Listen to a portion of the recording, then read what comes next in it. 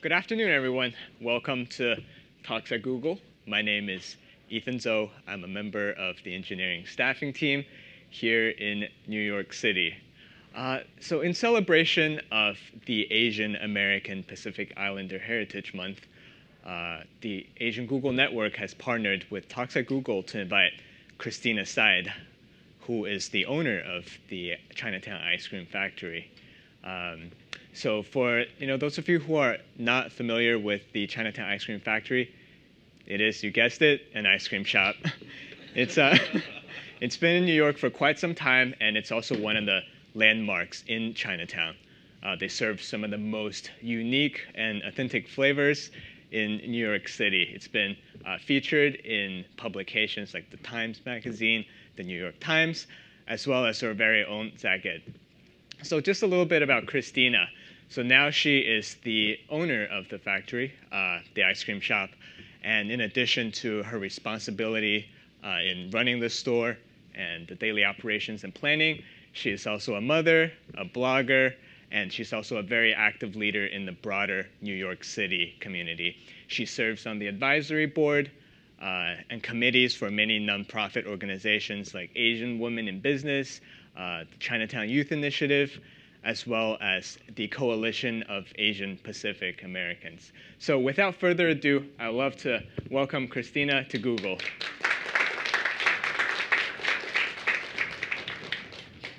Thank you, Ethan, for that great introduction. Yeah, awesome. It's so nice to have you here with us today. I love Google. It's your food. Yeah, the food here is really, really good. And Google definitely takes care of its employees. So, going to about your store, I actually noticed that it's been around for quite some time, right? Yeah, this is, we're going on 39 years this year. 39 years. Wow, that is impressive. So can you just share a little bit more with us about the history and what you've seen the store going through over these years? Well, my father actually started the store when he was a little shy of 30. In the same location originally, it was a failed business, a little bit like a Panera or a Cozy. It was much more before its time in Chinatown, so it eventually went out of business. But in the late 70s, that's when Haagen-Dazs, Carvel, Ben & Jerry's, where ice cream was getting really hot, and that was like the in thing. So my father wanted to bring something that was trendy and but more for the neighborhood people, with more of an Asian palette. Yeah, because I was actually over at your store not long ago, and I noticed that you guys have some very exotic flavors. Well, actually in the store on the menu, it says the original flavors are like lychee, mango, almond cookies. Yeah, the regular flavors. Yeah. The regular flavors. It's supposed to be a joke. People are like, that doesn't make sense. It's supposed to be what's regular to us is the lychee, the red bean, the mango, and the exotic is like the vanilla. That's where the tourists get, Yeah, so, what do you love about owning this ice cream shop? I actually co-own it with my father, who's still around and very active, knock on wood. He's 67, so I think it brings him a lot of joy to see that I'm running it with him, and it's been so successful. But originally, now it's very into being the food business. But back then, it was more like a middle class or especially in Chinatown, there was no young people who did restaurant work or this before food TV. Right. Now it's it was more considered menial labor. So people with college degrees didn't really do that type of work. But my dad was actually college educated, but he has the entrepreneurial spirit for sure. Yeah, definitely. And what inspired you to join in this business with him? I don't know if it was it wasn't just that one day I decided I'm just gonna join my dad. I think I've been working there ever since I was 12 when I was strong enough to work. And back then we didn't have many employees, and people asked me oh, your store's so busy, you had it so many years, why don't you retire?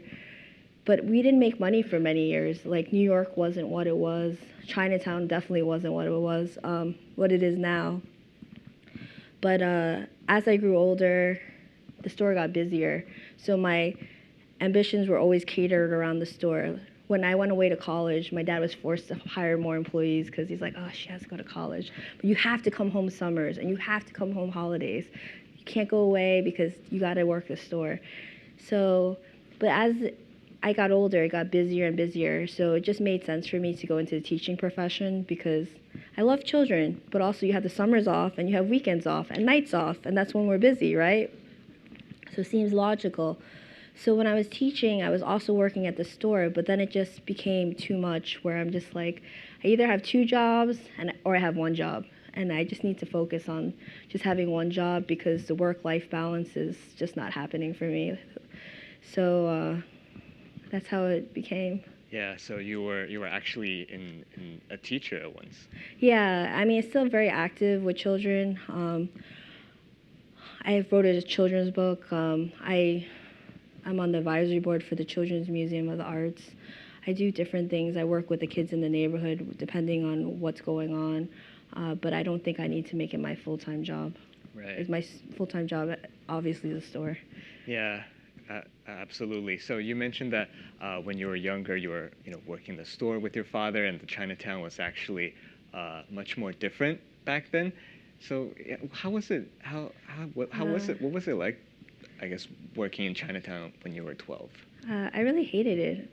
Yeah, I really, really hated it. I mean, when my mom and dad got married, people ask all the time if I live in Chinatown. All my friends are in Chinatown because I have to work in Chinatown. But basically, my mom made my dad move out when they got married to like a suburb in Queens, like called Little Neck.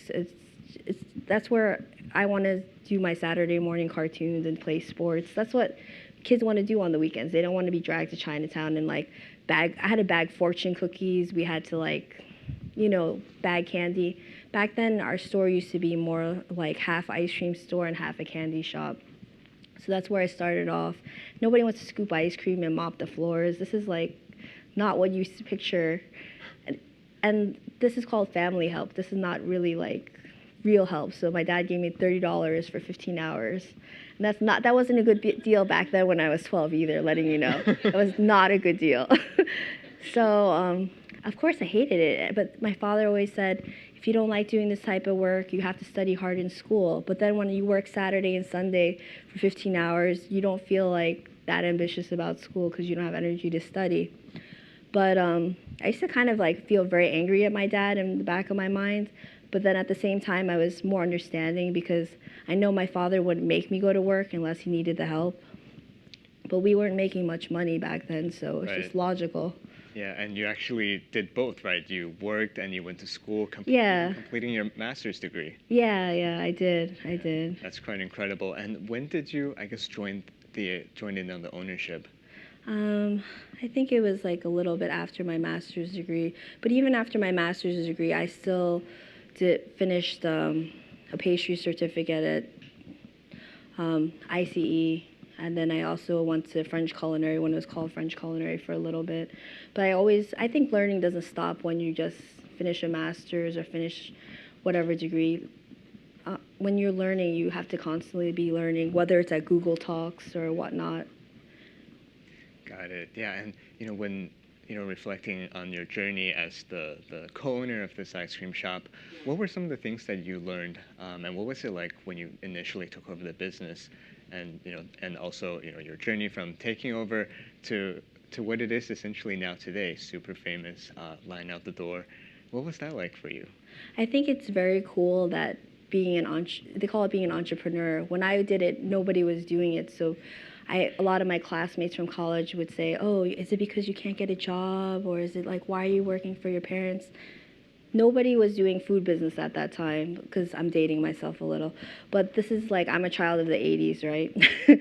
So that's when Citigroup, all the big corporations, everybody wanted to be a banker, everybody wanted to be corporate. But then you see this change in the shift where everybody starts to want to become their own boss. All these lawyers want to quit their job and have a food truck, and the food TV makes it so in. So now it's like, oh, you're an entrepreneur, you're a star. And I'm like, oh, I thought I just mopped floors. So like, this is very cool for me.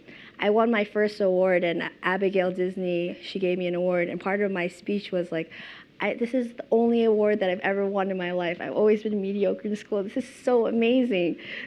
So like, think that like from being a shopkeeper that you could still stick at something and you could make it something great, which is fantastic. Yeah, absolutely. And I think, when people sort of see success, what they see is, on the outside, which is, oh, this is so glamorous, like you're making so much money, the shop is doing so well, but rarely do they think about the hard work that goes into the shop. So, thinking back on your journey, was there anything in particular that was really difficult and challenging, and how did you overcome those challenges? I don't know if it's just me personally, but I think I don't know how many of you guys are New Yorkers or like have been in Chinatown in the 80s or 70s or even 90s. The gangs were like a very big problem for us. But I think it's a problem for everybody. So I think when my family stood up to the gangs, it was like a big deal. I mean, people back then, the Chinese people, when they get their gold for their weddings, the gangs were so crazy that they just used to go to the weddings and they just used to rob and just take gold, and extortion was huge, a lot of violence, caused a lot of disharmony in my family, actually.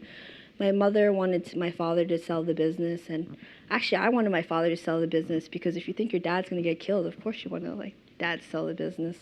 But it was against his principles, and at that time we also weren't making money. It's one thing if you get extorted and you're making a lot of money, but if you're not making money, why do you want to keep the business? But it was something that my dad believed in, that he built. But I think as a family as a whole, it was very hard for us. And then sometimes my dad's victorious, but some days your dad's not victorious and gets beat up. But I think I learned a lot from that, because you just can't run from things. You just have to persevere. And I think after that, slowly it started cleaning up after a series of not so happy fights between my dad and the gang kids. And there was one instance where he stabbed one of them, and that was, well, a series of many things. But after a while, it's kind of like being bullied. It doesn't stop when you're in school. It happens when you grow up. But after a series of incidents, they just started extorting other people, not us. Right. And then slowly New York has been cleaned up. So luckily, everything after that seems kind of like cake.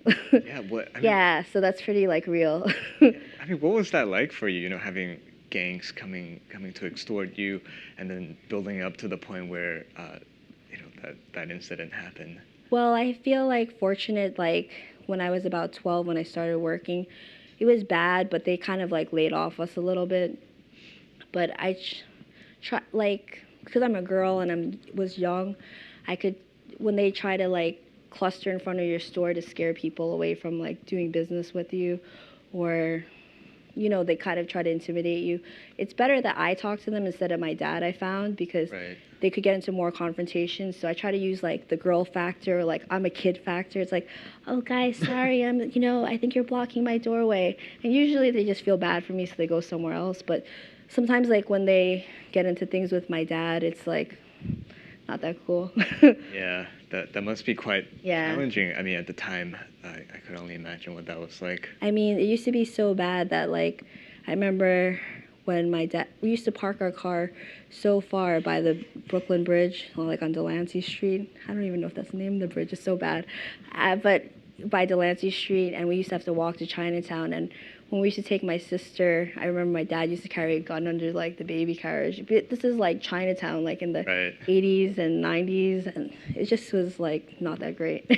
Oh, As a boy. shopkeeper, It was very rough. Yeah, well, I'm really glad that New York is not Cleaned like up. that anymore. No, but I feel extremely safe now in Chinatown. People are how do you walk home at 4 in the morning Right. from your shop? Or I was dude, this is so safe. It's Yeah, it's really hard to imagine, seeing Chinatown. I go there all the time too. Yeah, to get it's super ice cream safe or now. food. Yeah, it's super safe. So, I guess, now that the city is, much safer, and, also going back to the growth that your store has seen, that your community has experienced, how were you able to, I guess, take the business and really, grow it and building up to what it is today? I think I see other families where the second generation tries to take over, and it's not such a happy transition as well. I think because my dad and I have worked together for so long, we have real understanding of where we fit with each other. I think my dad knows where his place is, and I know where my place is. I think we have a common goal, like to grow the business, and we really know the business because I'm there all the time. You asked me earlier, like, do you actually work at the store? I was like, yes. I'm like 7 months pregnant and still moving ice cream and scooping. One of my employees, she looked at me and she says, how do you even move? How do you even like scoop ice cream? Doesn't your stomach get in the way? I'm like, yeah, it does, but I still do it. So I think like physically being there, understanding your customers' needs, what people want. They want durian ice cream. Right. And I mean, that was our most requested flavor, and we were like hedging away from it. For those of you that don't know what durian is, it's very stinky. It has like its own preparation. We have to treat everything separately with durian. But just being there and knowing what your customer wants, how they feel, how your employees feel, I think that's all like been very helpful with growing the business. Absolutely. So interesting that you mentioned the durian ice cream. So I was really curious. So what were some of the inspirations behind some of these very exotic flavors? Do you want to know about the durian or just in general? Just well, I love to hear more about the durian, but I also love to All right. hear about them all. But durian is like we have a lot of Southeast Asian customers and a lot of Chinese customers, and they all love durian. It's either you really love it or you really hate it. It's like stinky tofu. But we were just hedging away from it. Like, we don't want to touch durian. It's going to stink, you know. But then eventually we made it, and we got used to the preparation. My husband's Filipino, so if you know any Filipino people, what they love to do is that it's been a huge seller. Like, I never understood why Maylaiwa, the roast pork place across the way, that was like so popular. But they don't just buy 1 quart of durian for themselves. They're like, oh, my sister would love durian and my cousin loves durian, so I'm gonna buy like 10 quarts of durian. So this has been like a huge seller for us, for the Southeast Asian like population, because it's something that they like love, but that they want to share it with their family as well. So that's been fantastic for us, the durian. Right. Do you see a lot of, I guess, non-Southeast Asians trying out the durian flavor? Yeah, you know, like people, when they think that we have exotic ice cream, we do have exotic ice cream in the sense that we try to make new flavors. But whatever flavor we decide on, we have to make sure that even if you hate durian, that it tastes really good. Like that you still would find it palatable. Andrew Zimmerman from Food TV, he always talks about it, how he hates durian. And he says, oh, I hate durian, it's the worst thing ever. But then he eats crabs from the sewer. I mean, the name of his show is Bizarre Foods. Like, durian is not that bad compared to eating, like, lamb brains or something. So when he came in and he tried our ice cream, he's like, actually, your durian ice cream is, like, I hate durian, but your durian ice cream is pretty good, you know? And that was, like, a sign of, like, a true chef, like, making something that someone doesn't like and making it palatable for them. Wow, that's very cool. Yeah, so that's made me really happy. I was like, yeah, straight on. So yeah, so perhaps the next time you're in the neighborhood, you should definitely try a scoop. So also very curious on the flavor pairing. Have you had any, do you have any recommendation in terms of maybe pairing 2 different flavors, or the combination of a few has yielded an interesting or a good pairing? Well, our signature cakes are the lychee red bean mango cakes, or a variation of that, like lychee red bean and mango, or lychee red bean and green tea. We just do a tremendous volume on our cakes, and actually most of the people who buy our cakes are not from Chinatown. They bring it to Jersey, they bring it to Queens, and for any of you guys who live like a little bit outside the city, it's kind of cumbersome to carry something so heavy, and like it's perishable. But we sell hundreds of cakes a day for a small shop, and that's a lot. Right. Yeah, that's a lot. But about 80 to 90% of our cakes are the same combination, even if people could select their own flavors, which is pretty interesting. Because you just think that, if you just make one flavor off, that people would like that cake, but that combination seems like it's the winner. Right. Yeah, that sounds really interesting. I could talk about ice cream and cake all day, but I'd love to switch the subject and hear a little bit about your involvement in the community. What's been your inspiration to serve on all of these nonprofits and advisory boards on top of your work as the I think it's kind of our obligation to give back to the community. I think I've been less active because I'm a mom and I'm pregnant, so obviously my energy is less. But I think it also breaks up your day and it makes you a better person in general. Like the other day, I just got so wrapped up in my work. I'm like, oh man, it's so busy. And we all have those moments where like, shit, we're having a bad day. And sorry, I said that aloud. Or like, oh, I need to get a drink or something. And then you look at your belly like, I can't have a drink, So, but then like I was checking my emails and then I got an email that was saying that the elementary school down the block was doing a fundraiser. We're very active with the elementary school. They helped to redesign our storefront. I work with some of the kids, and they said that they're having a fundraiser. So then they were asking, if they could have some gift certificates because they're doing this raffle. Right. And then this other organization asked me to go to their gala, but I couldn't make it. And I said, oh, would you like this for the silent auction? Just to be part of that and to remember that there are different causes and Absolutely. involvement. Like I can't be as involved physically serving on boards, but I could maybe help through ice cream or charitable donations, or whether it be advice or whatnot, or coming to talks. Like For sure. I've done a lot of talks during APA month. My calendar is pretty packed with events during APA month. Yeah, we're very glad to have you here. So, what would you say was your, most memorable experience from, serving in the community? Most memorable. It's a hard one. That wasn't on your list. Sorry, throwing you a curveball there. Most memorable. This is actually one I haven't gotten before. It's okay. We can come back to that later, perhaps. Yeah, we can go back to that one. Okay. Yeah, so obviously you've seen a lot of changes in the community, going back to what you were saying about how you've seen the Chinatown even change and how the whole city has gotten rid of the crime. So where do you think are some of the biggest challenges that the community is facing now, and more specifically within the API community? API community or Chinatown? Or broader? Broader?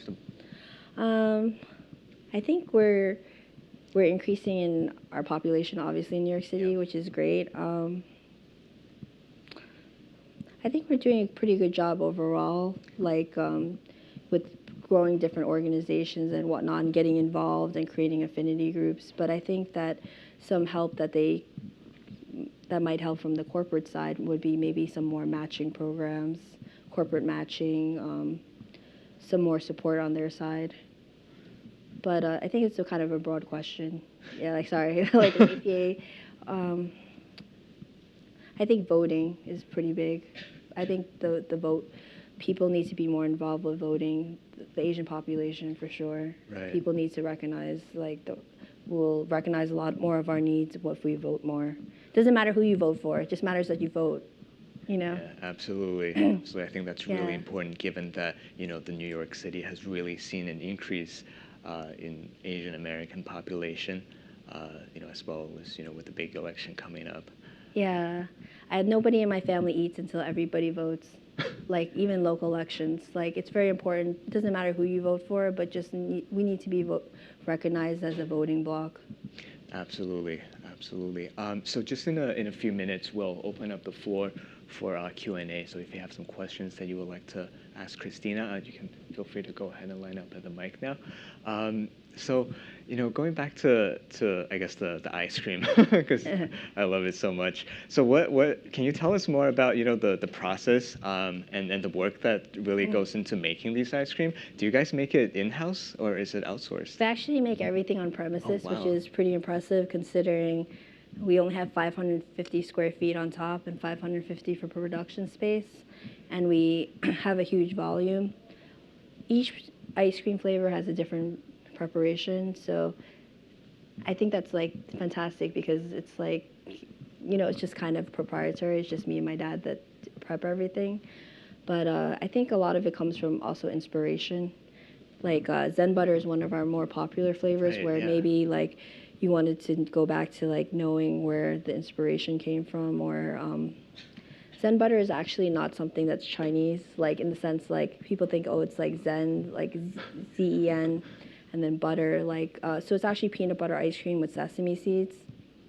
So I grew up with this guy when I was younger, and he always used to bug me to make a peanut butter flavor for him. And I'm like, I can't just make a peanut butter flavor for you because it doesn't fit in line with our brand. So his name was Chris Zen with Tzen.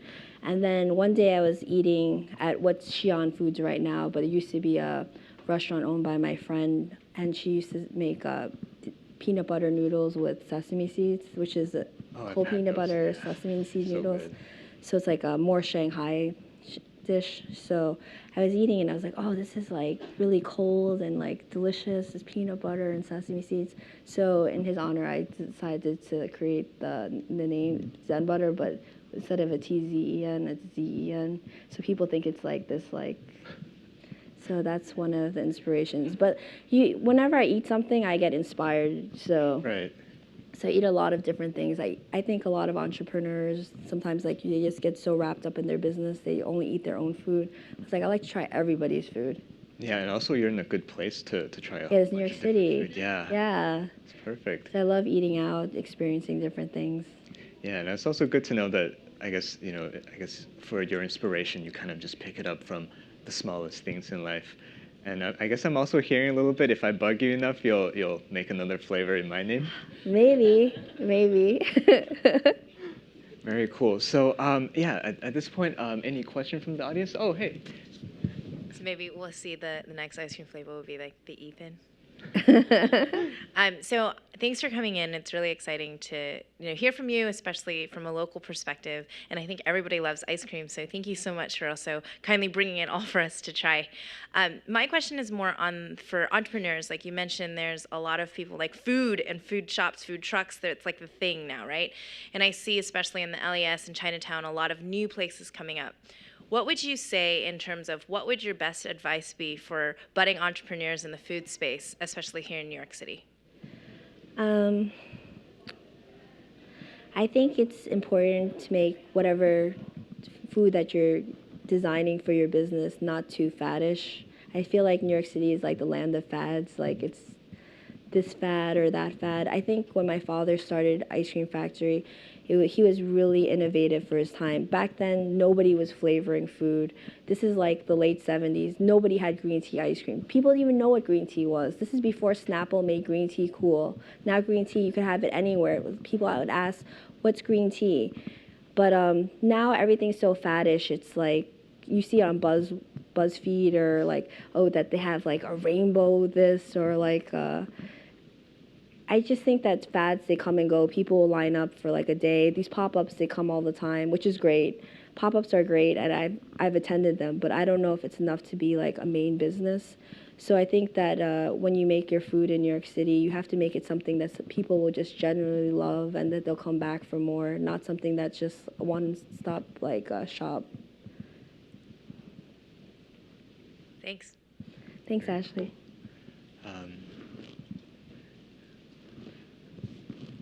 My name's Carlin. Thanks for coming. This is great. I wanted to ask on a lighter note, what's your favorite ice cream flavor? And do you eat a lot of your own ice cream? I love ice cream. I'm an almond cookie girl. Almond cookie is my favorite flavor. I do eat a lot of it. The only ice cream I have left in my house is mint chip because that's the one thing my husband doesn't eat. He eats everything else in the freezer. My daughter is 3 now, but she's been eating ice cream since she was 6 months old. I know people have issues with this because you're not supposed to start whole milk till you're 1, but she's never gotten sick, and she's 3, and she goes, so I attribute it to that all the ice cream is healthy. Eat more ice cream, you have a happy life, and healthy children. Yeah, that's how I feel, or my justification when I eat when I finish a whole tub. Hi, thanks for coming again. And quick question: you mentioned green tea, and like it's everywhere, like this matcha flavors, everything. But what do you think is the next big thing in? What's the next big thing? You know, like I feel like in New York everything's kind of been done, which is a little bit bad because now, like I had this flavor that was like strawberry rhubarb or strawberry balsamic, and everyone's like raving about like, oh, this is the best, it's strawberry balsamic. I was like, you cannot clearly tell me you taste anything balsamic in it. They just add the word balsamic and everybody's raving about it. So I think that like what Ashley's question about not making food, palatable for entrepreneurs. Like, you have to make something that's good. It's not just trendy. It's like, oh, it's balsamic, because it's just strawberry ice cream. Thanks. No problem. Thanks. Cool. All right. So I'm probably of a slightly younger generation, so it was kind of crazy hearing you talk about Chinatown back in the day. I'm curious to know, from the perspective of the ice cream factory, how has it kind of evolved to as Chinatown evolved? I think right now it's kind of cool to see, like, whenever you see like a grandma, like a papa or something, like, you always just think, oh, she's gonna get lychee ice cream. But now you see them like, oh, I want Rocky Road, or I want Red Velvet. So I think my father always used to say that food is the best introduction to culture. So back then, if somebody ate lychee, you would feel like, oh, I introduced them to a lychee. But now you're seeing the reverse culture, like where you're seeing like people who are real neighborhood people trying more American flavors or things that they might not try outside the neighborhood because they feel comfortable with us. And it's like, so that's been pretty cool. And the neighborhood has changed a lot in the sense, or New York has changed a lot. And now that when I took over my family's business, there was no young people in Chinatown. Now, like, a lot of the businesses are starting to be owned by young people, which is pretty cool. Thank you. Cool. All right. This Jen. Hi, thanks for coming. I'm a big fan since 1990, I think, of your Yay! store. So with the success of the store, I was wondering if you feel pressure to open other locations. I like knew many this question was businesses. coming. And what do you think about No, which is awesome. I get requests for this all the time. A lot of people want to buy franchises, or they want to partner or whatnot. In my 20s, I felt very pressured to feel like, oh, where's the right space, or when's the right time? I think it just doesn't feel organic to me right now. People think that if you just have more stores, you make more money, or that it's a growing business. It's growing in the sense you have 2 stores, but for me, I think I really don't want the quality to go down. And some things are not about money. It's just that I really want to maintain the integrity of the store that my father built. And not right now. I think if it felt like very organic and everything was right, but I'm not going to open one just because, like, just to open, like, Flushing is the big neighborhood. Right. Everyone's like, why don't you have one in Flushing? It's like, it doesn't feel right. Okay. Hi, Christina. Thanks for coming to Google. So as Ethan said, the Google food is really good, but we don't really have ice cream. So you mentioned, ice cream make employee happier, like improve working efficiency. Do you see any possibilities, like your business join Google something in future? I think there should be a study done on that. Maybe like equating like efficiency with ice cream eating, possibly. Yeah. That's awesome. I also We're all happy to test that. What's your flavor? Have you been to Ice Cream Factory before? Yeah, sure. The green tea. The green tea is your flavor? Yeah, green tea is pretty solid.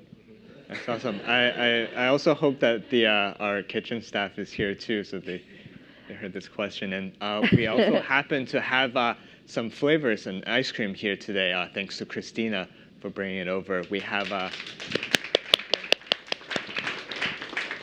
so today we have green tea, lychee, and your favorite, almond cookies. Oh, yes, that's great. Yep. Yeah. So, thank you, everybody, for coming, and thank you, Christina, for being a gracious guest. Thank you for inviting me. Yeah, so I hope everybody can stay for a few minutes, mingle with us, hang out, and have some ice cream. All right? Thank you.